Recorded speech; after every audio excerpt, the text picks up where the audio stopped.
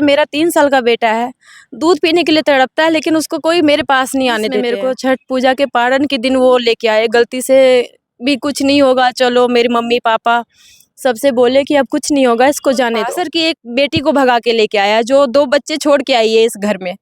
वो लेडीज मुझे इतनी गाली दे रही है, गंदी से गंदी गाली दे रही है। जब शादी होती है तो बहुत अरमान के साथ अपने ससुराल जाती है, लेकिन उसके साथ जब घटना होता है, ससुराल वाले घटना कारित करते हैं, मारपीट करते हैं, तो लोग कहता है कि लड़की ही बदमाश होगी। या जब उस ससुराल से मायके चली आती है तो पति कहता है कि मुझे एक मौका दे दो, तुम्हारे साथ दोबारा ये घटना कारित नहीं करेंगे। लेकिन क्या होता है कि कुछ लोग तो संभल जाते हैं, लेकिन कुछ लोग उससे भी भयावह घटना को अंजाम देते हैं। ऐसा ही मामला देखिए, एक रूबी है और इसके साथ दिल दहला देने वाला घटना हुआ। इनका पति शादी के कुछ ही सालों बाद अपनी पत्नी को जला दिया और शरीर देखिए, आज पूरा बॉडी इसका देखिए, हाथ से लेकर गला तक, और पूरा ऐसा पूरा बॉडी है जो जल गया हुआ है। देखिए कि इसके साथ पूरा घटना कैसे घटा, ये खुद बताएगी अपनी जुबान। मेरी शादी को 10 साल हो रहे हैं, और मेरी शादी को 10 साल बाद मतलब कि मैं 1.5 महीने या मान लीजिए 6 महीने उसके साथ सही से रही होंगी। उसके बाद दहेज को लेके टॉर्चर किया गया मुझे, गाड़ी दो, पैसे, मतलब कि ज़मीन लेना है, पैसे।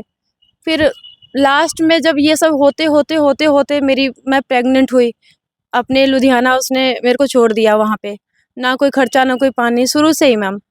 मम्मी पापा ने बोला कि चलो ठीक है, बच्चा हो जाएगा फिर सुधर जाएगा।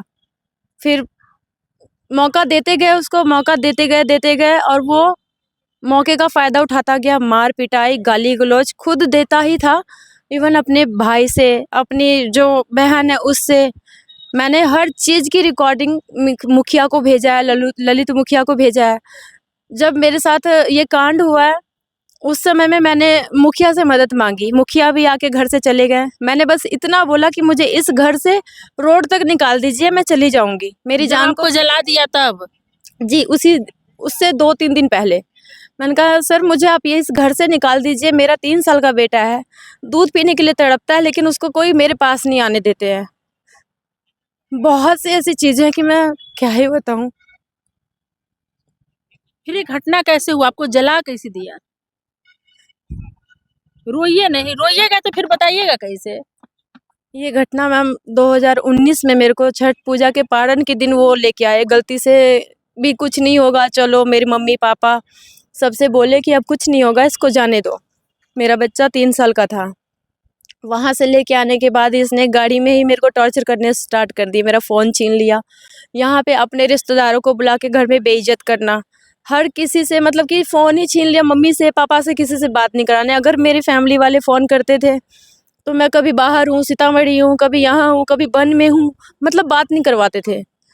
28 दिसंबर को जब मैंने बोला, इतना बोल दिया कि मुझे मम्मी से बात करना है, तो दहेज लाई है मेरी सास, दहेज लाई है। मेरी दादी सास थी, वो गेट लगा के बाहर बैठ गई जब ये कांड करने से पहले मैम। उसके बाद में जब मैं रोने लगी, आपके शरीर में आग कौन लगाया? मेरी सास ससुर और मेरे पति ने मिट्टी तेल छिड़क के और माचिस जला के जब उसने फेंका तो मुझे लगा ये मुझे डरा रहे हैं, नहीं जलाएंगे। तो मैंने कहा मुझे जलाना मत, क्योंकि मैंने ये रिकॉर्डिंग्स वगैरह सब अपने भाई को भेजी थी। इसने मेरी बहन को मेरे पति ने मैसेज किया था कि जिस बाप को बुलाना है बुला ले, अब देख इसका क्या करता हूँ मैं, अगर बचा सकती है तो बचा ले। पुलिस थाना सब जगह उसने वो स्क्रीनशॉट सेंड किया था, लेकिन ना पुलिस वाले कुछ किए मैम, ना अभी तक। मैं मतलब कि बच्चे को छोड़ के वहाँ से, मेरी टेंशन में मेरे भाई डिप्रेशन में रहते हैं, एक ही भाई है मेरे पास। मेरा बच्चा नहीं अच्छे स्कूल में पढ़ नहीं पाता है, एक एक चीज़ के लिए तरस रहा है। आप कहीं ऐसा तो नहीं कि पति से क्रोधित होकर आप खुद आग लगा ली है? किसको शौक है मैम अपना शरीर बर्बाद करके घूमने का। मेरी ज़िंदगी, मतलब कि मैं ये चाहती थी कि अगर जलना ही होता तो मैं पूरी जल जाती या खा लेती कुछ, मर जाती। मम्मी पापा के गेट पे 5 साल में वेट की कि ये आज सुधरेगा कल सुधरेगा, लेकिन नहीं, इसके समाज वाले भी इसी का साथ देते गए कि तुम जो, ऐसे बहुत सारे केस ऐसा इस दोस्तिया में दब चुका है, तुम्हें ये करना है, तुम जो कर सकते हो कर लो, हम लोग सपोर्ट हैं। हर किसी ने इसका सपोर्ट किया। और ये जब जलाने के बाद मेरे बच्चे ने हर एक चीज़ को फेस किया है, मेरे बच्चे के सामने में इसने जलाया मुझे।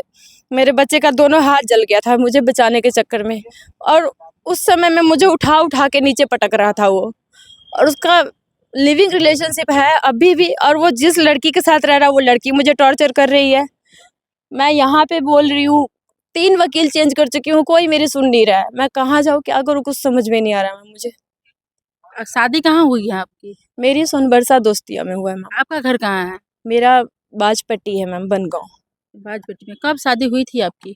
मेरी 29 मई 2015 को हुई थी ये घटना कितने सालों के बाद हुआ? मैम, 4-5 साल के बाद। अच्छा, 4-5 साल आप ठीक रहे। मैं अपने घर थी, अपने मम्मी पापा के पास थी, कभी इसने मेरे को रखा ही नहीं अपने साथ में, जबकि सब कुछ सामाजिक तौर पे हुआ, रीति रिवाज से हुआ, शादी भी किया, देख के शादी किया इसने।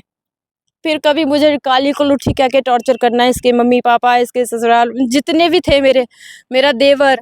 और आज की डेट में मैं आपसे एक और रिक्वेस्ट करूंगी कि ये ज़रूर बात बीच में रखिएगा कि जिस लड़के के साथ मैं शादी करके गई, वो लड़का तो मुझे जो किया मेरे साथ किया ही किया है।